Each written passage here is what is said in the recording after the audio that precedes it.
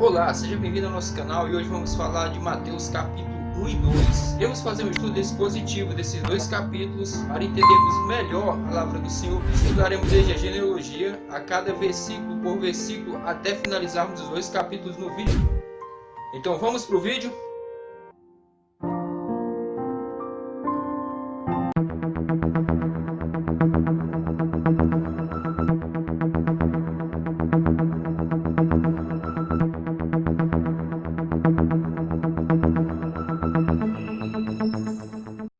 Olá! No vídeo anterior que vimos que quando se encerra o Antigo Testamento, quem está no governo mundial da época são os Medo-Persas, que venceram os Babilônios. Se você ainda não viu esse vídeo, eu vou deixar na descrição para você entender melhor esse estudo. Mas trazendo aqui para Mateus capítulo 1, quem está no governo mundial da época são os romanos. E sobre Jerusalém, quem está governando é a família herodiana. A família herodiana são a família dos idumeus. Os idumeus são descendentes diretos de Esaú, então eles tinham um parentesco muito próximo com Israel, visto que Israel é descendente direto de Jacó.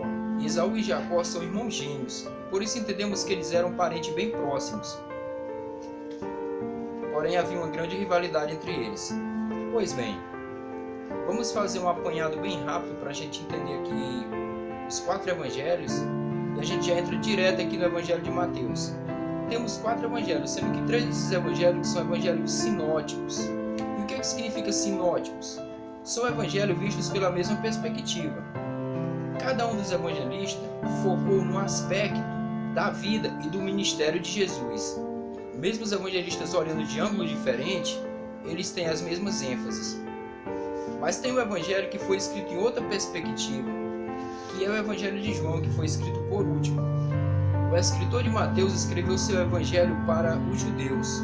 Por isso que no evangelho de Mateus tem 60 citações do Antigo Testamento. Este evangelho é o que mais cita o Antigo Testamento. O escritor do evangelho de Mateus escreveu para provar que Jesus era o Messias, esse que havia de vir.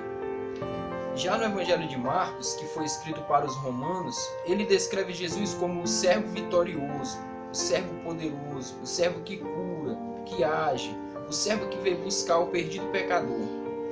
Porque os romanos se preocupavam mais com ação, com poder, com atitude.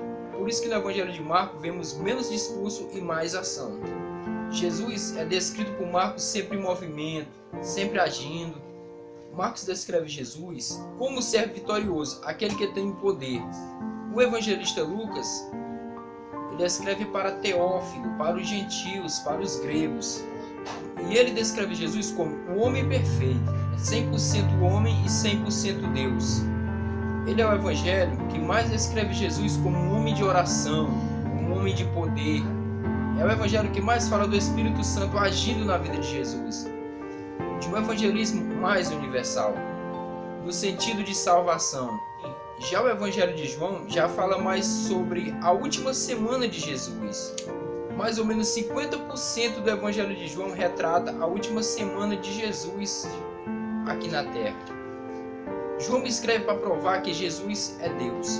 Assim o seu evangelho começa: no princípio era o verbo estava com Deus e o verbo era Deus, provando que Jesus de fato é Deus. Portanto, entendemos que Mateus prova que Jesus é o Messias dos judeus. Marcos escreve para os romanos que Jesus é o servo que veio buscar e salvar o perdido pecador. Já Lucas prova que Jesus é o homem perfeito, que ele é 100% homem e 100% Deus. E João prova que Jesus é Deus. Em Mateus, do capítulo 1, versículo 1 ao 17, traz a sua genealogia. E a genealogia de Mateus, ela liga Jesus diretamente a Abraão. Aqui na genealogia, Mateus está provando que Jesus ele é descendente de Abraão e de Davi. Porque as profecias do Antigo Testamento afirmam que o Messias viria da linhagem de Abraão e de Davi. E aqui Mateus está provando que Jesus de fato é o rei dos judeus, que Jesus de fato é o Messias que havia de vir. Ele já começa provando pela genealogia. Porém, Lucas, na sua genealogia, ele já liga Jesus a Adão, ao primeiro homem, mostrando que a salvação de Cristo é universal. Ligando Jesus a Adão, mostrando assim que a salvação de Cristo veio para todas as nações, e não só para a comunidade judaica. Mostrando assim nessa genealogia que Adão, o primeiro homem que pecou e caiu, mas da sua linhagem viria um que era perfeito e que viria para salvar todas as nações. Já em Marcos não tem genealogia, e no Evangelho de João não é encontrado genealogia também. Mas por quê? Porque Marcos descreve Jesus como o servo, e o servo não tem genealogia.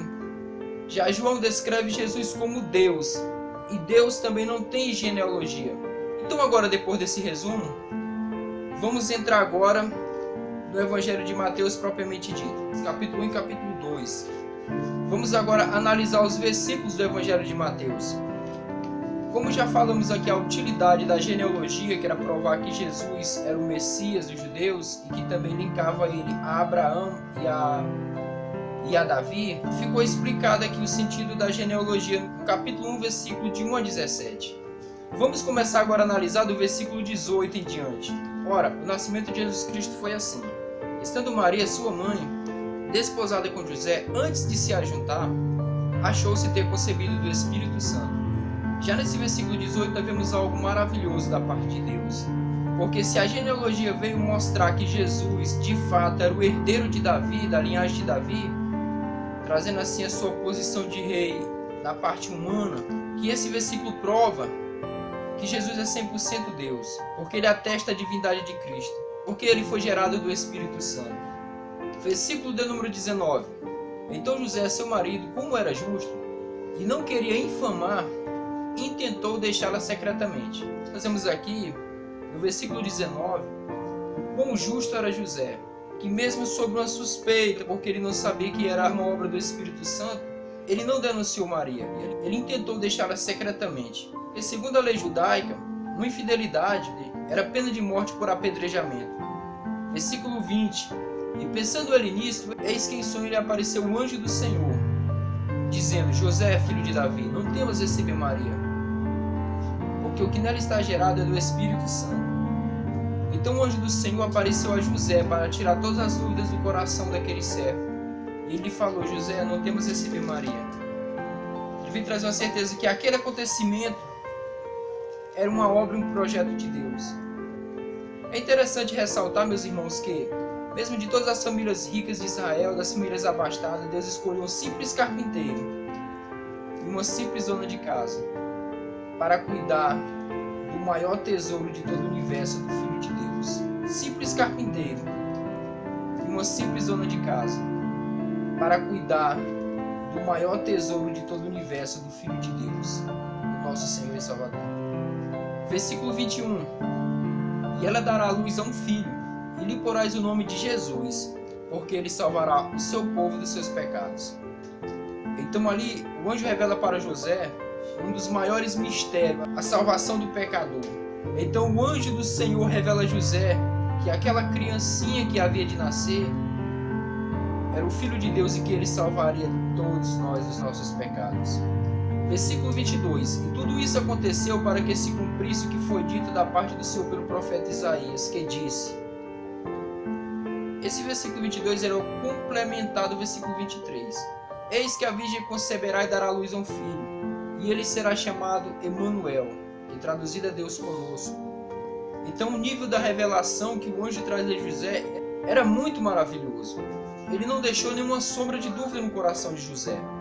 Ele afirmou que aquele menino era o Salvador do universo, era o Filho de Deus, e que ele veio para nos salvar dos nossos pecados. Versículo 24. E José, despertando do sono, fez como o anjo do Senhor lhe ordenara, e recebeu a sua mulher. Versículo 25, ele é o complementado 24. E não a conheceu até que deu à luz a seu filho, o primogênito, e pôs-lhe por nome Jesus. Que maravilhoso, que graça maravilhosa. Deus enviando o seu filho em carne para nos salvar. Esse capítulo ele é maravilhoso demais. Ele nos revela a grandeza de Deus, de enviar o seu filho. O maior projeto de Deus, o plano salvífico de Deus, agora estava se cumprindo na vida de Maria e de José.